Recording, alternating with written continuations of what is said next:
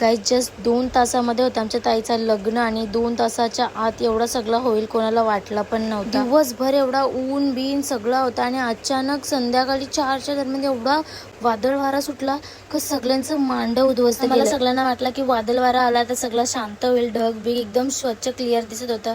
मग सगळ्यांनी विचार केला की परत मांडव बांधायचा, कारण की दुसरा ऑप्शनच नव्हता काय. पण ते पण नाही किस्मतला बघवला आणि जाम जोरान पाऊस आला की परत मांडव बांधलेला तो पण सगळा डिस्ट्रॉय झाला. आजच यायचं त्या वादळाला पण सांगितलेलं वादळ तिथं इथं आहे का नवरीला काही गमच नाही ना, इथं स्नॅपचॅट टेस्ट व्हायला लागतंय. लढतंय विचारी लढत तिने काय गो बाई, अजून उद्ध्वस्त चाललाय.